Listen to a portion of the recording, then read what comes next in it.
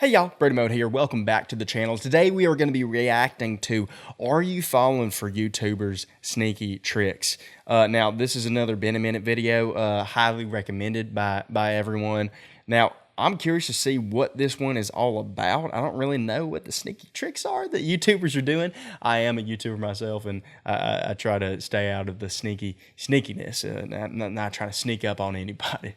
So we're gonna go ahead and dive into this video and figure out what these YouTubers are doing and who are they. So all right, let's go ahead and dive into things. YouTubers think you're stupid. All that you are is a dumb little baby idiot who likes clicking on stuff and watching stuff happen. I gotta make this stuff as simple as possible, or some of these 400 million people just aren't gonna understand it. They're just not. So I have a question for you. Which do you like more? $1 or $100 million? The next person who subscribes wins a free trip straight into this shredder. But not all YouTubers think their audience is this unintelligent. YouTube is changing, and we're gonna figure out why, while also analyzing a few massive creators who think their audience actually has more than 2 brain cells. So are we actually getting stupid, or is there something bigger going on behind the scenes? Let's dive in. Now, while I do believe MrBeast and other massive creators have grown so large that they are actually out of touch with their audience, and trust me, we will get to that. I want to start by explaining how YouTube actually works. What are the greased cogs that make this machine go? YouTube has changed a lot since 2005, obviously. And what I think makes YouTube one of the best social media platforms is its unique algorithm and monetization, something other platforms still just can't seem to get right. It's no secret that you can make a lot of money being a creator on YouTube. But to make money, you need views. And to get views, one thing you need is engagement from an audience. YouTube isn't just gonna push out your video to millions of people right off the bat. It's going to start by showing it to a small group of people first, a sample size, if you will. If a lot of people in this first group click on the thumbnail and watch most of the video, if not the entire thing, then congratulations! You've made engaging content. Basically, the YouTube algorithm repeats this cycle until that video gets thousands, if not millions of views. Now, this is a very simple explanation of how the YouTube algorithm works, but that's basically it in a nutshell. So yeah, I'd say this whole process functions pretty well, right? It's a win-win for everyone. A creator makes a really good video, the audience is happy, that creator gets paid through the AdSense run on the platform. But we have entered into uncharted territory. We have unlocked a new part of the map. Hey! But yes, we have entered a new territory.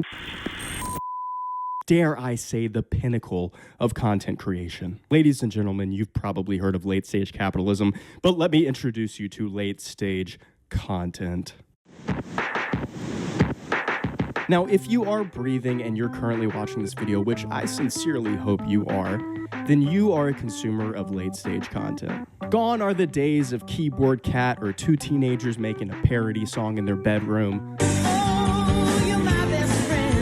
We are living in a whole new age of content creation. We're talking video budgets in the millions. A lot of these videos cost more to make than Netflix shows. Bro, it's right behind us. Oh my God.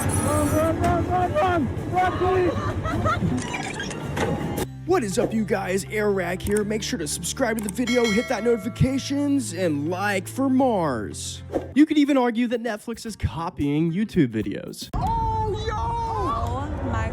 Please enter the gate. So why are creators spending so much money on these videos? Well, it's because buying our attention has become a lot more expensive. I mean, in terms of consuming content, we've never had so many options. I can go to TikTok, I can go to Instagram, I can go to a streaming service and quite literally consume an endless amount of content. Fill me up, I want more. I want more content. And we can choose to consume on these platforms whenever we want.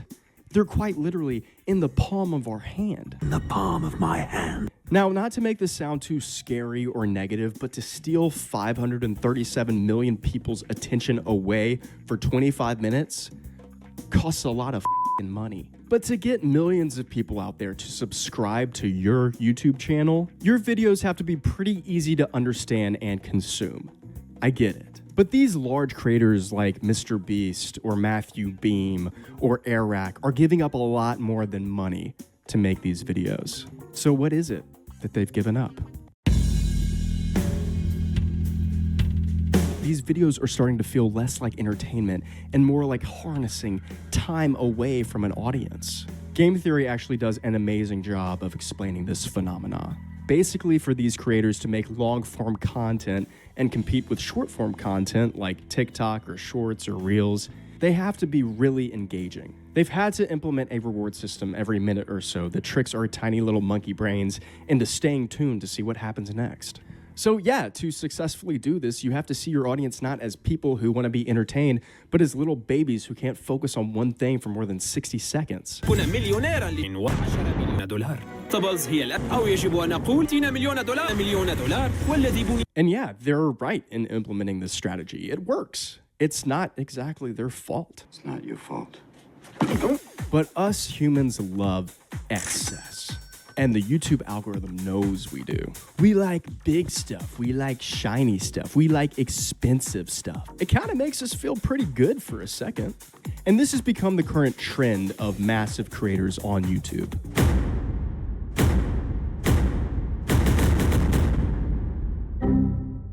However, all great things must come to an end. And Mr. Beast is no exception to this rule. When Jimmy and other creators who are following this trend are getting more and more views, two things can and will happen. Either people are going to become desensitized to this theme, or creators are going to run out of big stuff. Biggest pizza, most expensive car, every dog from this shelter, 100 million Orbeez.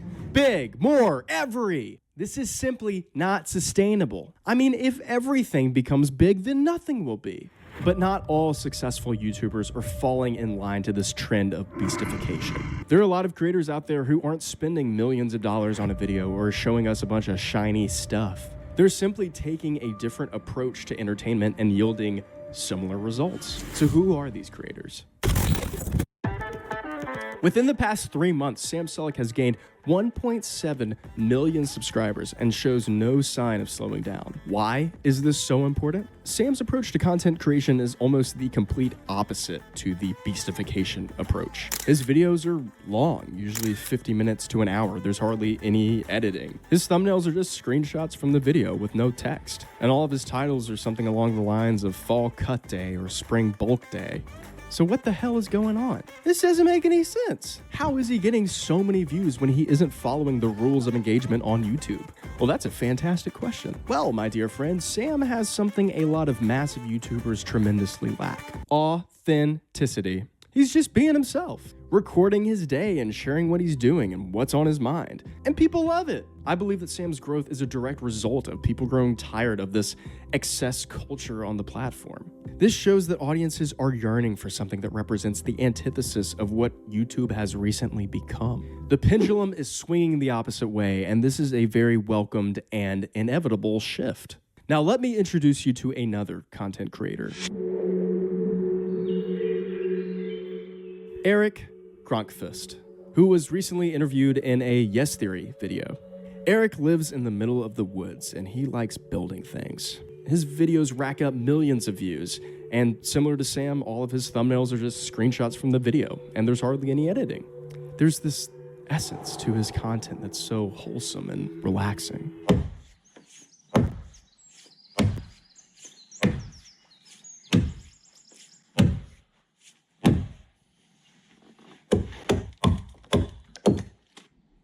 Eric isn't trying to get in your face. He's not trying to please an algorithm and get millions of views, but yet he does.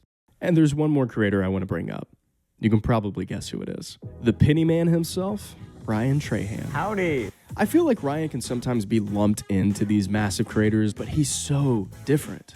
And let's talk about why. Ryan is truly just turning on his camera and being himself in front of millions of people, and I love it. It's a breath of fresh air. On top of that, his ideas are simple and not focused on these large, big, expensive things. And actually, most of the time, his videos are focused on small, relatable things. I truly believe that Ryan is one of the most genuine creators on this platform, and I can't wait to see him grow and succeed. I think bigger YouTubers can actually learn a lot from his authenticity. I sealed it with my lips.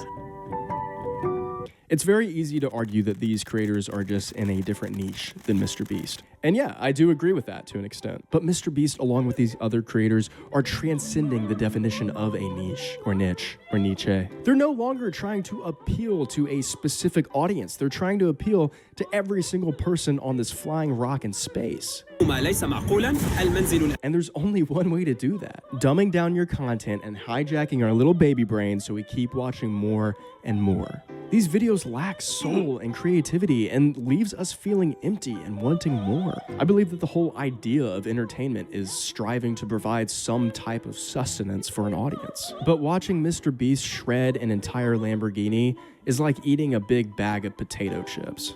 Yeah, sure, I guess that tasted pretty good, but I'm still hungry. I want dinner. Oh, and also now I feel like shit. Now, I'm not just trying to shit on MrBeast. That's not the point of this video, even though that's kind of what I've been doing. And I have to hand it to Jimmy for being so dedicated and really damn good at his job. Believe it or not, I actually have immense respect for Jimmy.